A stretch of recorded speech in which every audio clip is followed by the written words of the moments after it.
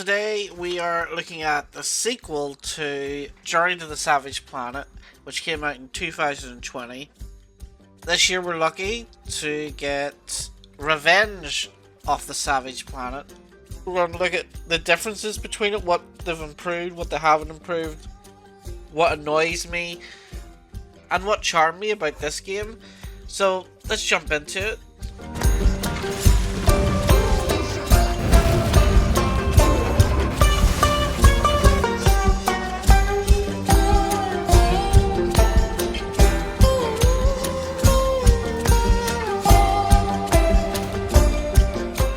So the first thing you'll notice when you boot up the game, start a new game, is that we have an entirely new perspective when it comes to the gameplay. We went from first person to third person, and I'm not sure why they've done this, other than the fact that when I compared the original title Journey to other platformers, I compared it to Jak and Daxter. But with this game, I'm really getting a Ratchet and Clank kind of vibe from it, and it plays just like a Ratchet and Clank game. It has the same humor, which is great. A lot of the cast from the original, which is just the character of Martin Tweed, is back, but this time around Kindred isn't the main antagonist. We are working for Ulta.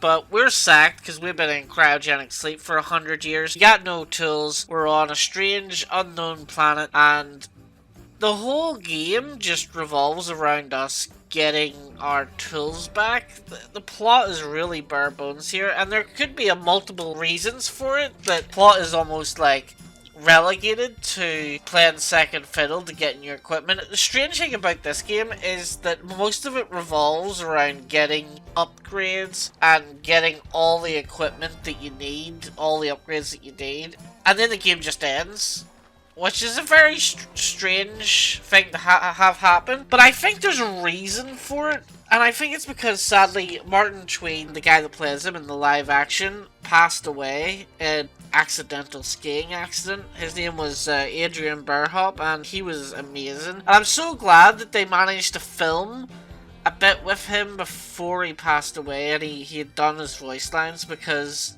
the humor that he brought to the game was incredible, and I don't know what they're going to do in the future.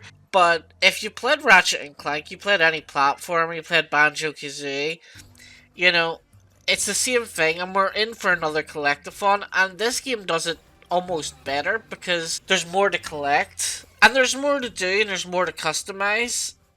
Yeah, we're going bigger, we're going better, we're going grander, we're going better in scale. I played some Ratchet and Clank Rift Apart, and the thing about that game is it's very short. Like, what was there like in Rift Apart? Wasn't there like 6 levels? Ratchet and Clank have this thing that they do where they introduce a mechanic, you do it once or twice, and then that's it. Basically, they introduce a gameplay mechanic and then they forget about it. And the thing about those games are they're quite short, and the gimmick per game is different. I think that what Revenge of the Savage Planet does is it does the exact same thing, but it gives you more opportunities to use the tools that you're given up until the late game, but we'll talk about that when we get there. There's all sorts of new creatures, but for the most part we've got a whole new cast of creatures, and this time we're collecting them as well. We can customize our little companion robots who's with us, and you really do get the sense that the scale is grander. The openness of the worlds, and we're not just on one world now, we're on 4 worlds. Openness, you can really feel it, and it's not as compact as the first game. They've basically taken what the first game did, made it bigger, and then they were like, this is not a third person camera. You kind of think to yourself, so the larger areas equal emptier areas, and that's not quite the case. They've managed to pack this place with a lot of collectibles, a lot of things to do, little puzzles. We have a map now, which is a great quality of life improvement. The first game didn't have a map, so now you can track more easy the stuff that you're missing. But we're still doing the same stuff, but now it's bigger and grander. There's more to collect, there's more upgrades, there's a new system, there's a new thing to collect, which is tickets, which allow you to buy customizable features in your home. There's more orange goo to collect. There's a new printer slurry, which is used for upgrades. The open world platforming is now at its best, and one of my biggest pet peeves at the original game was that I couldn't pause, that even in single player you were always in co-op mode. So now you can pause, which is fantastic.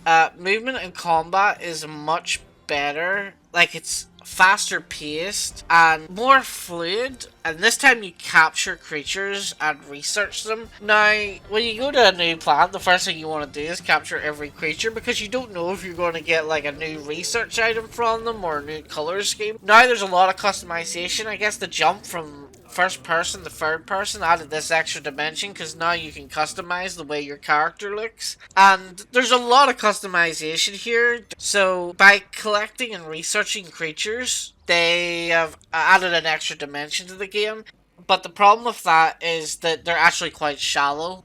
You think it's going to be deep, but it's not actually. It's actually really shallow. You get tickets so that you can buy stuff in your habitat. In decorating, there's not much to interact with. It's just cosmetic, piecemeal, there's nothing too exciting. Only thing that it really does is it allows you to get achievements. There's a few achievements linked to the habitat and decorating it. Like, interact with some of the items in there, but even interacting is shallow as well. Like, there's a pinball machine, you can press a button and your character will play the pinball machine, but you're not playing the pinball machine. They could have added some mini games here, but didn't. You research captured creatures, but it requires time to research them.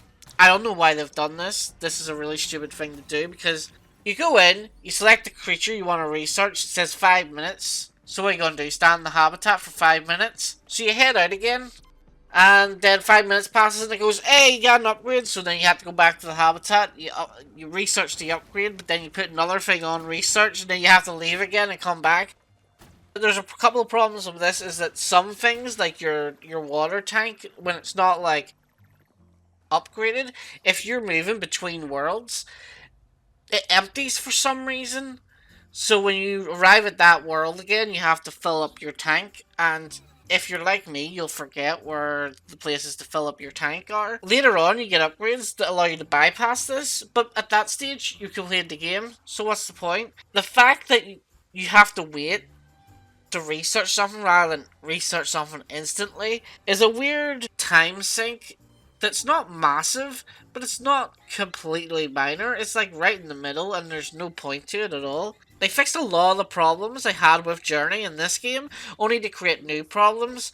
Stamina regen is terrible, and it impacts movement. Movement is fluid, but stamina regeneration rate is so poor that once you run out of stamina, if you want to regain your stamina, you have to stand there for at least 20 seconds. Later on, you get the tools to negate this, but again, that's end game. It's not at the start, so it becomes annoying to traverse the world if you have to go from one side to the other without using any teleporters. It just seems like such an odd choice, considering how much of the world they've improved to allow you to move faster and have more fun moving through it, only for stamina to be a massive inconvenience. And you have better tools that now that allow you to locate collectibles. A lot of upgrades can help you find what you need, and now it stays on the map even after you've left the area, so you can come back without having too much of a headache to try and find stuff you've already found. There's these sort of roller coaster sections, and it plays exactly like Ratchet and Clank. So move over, there's new game in town. I tell you this, the game's bigger than the first game. It has 4 planets. I clocked in at around 16 hours. It's about 4 hours per planet. Getting 100% on everything. Variety of biomes. There's biomes within biomes. There is a nitpick I have with this game, and the fact that it has Day 1 DLC. And I hate Day 1 DLC. They released this deluxe version. Like, I really hate this trend of paying money to get 3 days early access, because it just sucks. And then there's like in-game quests that award achievements. There's achievements locked behind Day 1 DLC. There's quests that should be in the base game locked behind Day 1 DLC. This DLC adds no new world space or anything like that. It's not an expansion. It's not even horse armor. It's actual content. It's kind of ironic because that's the sort of behaviour that this game makes fun of. There's adverts in-game that takes the piss out of other game companies that do these sorts of things, only for Raccoon Logic themselves to do the exact same thing. It's confusing.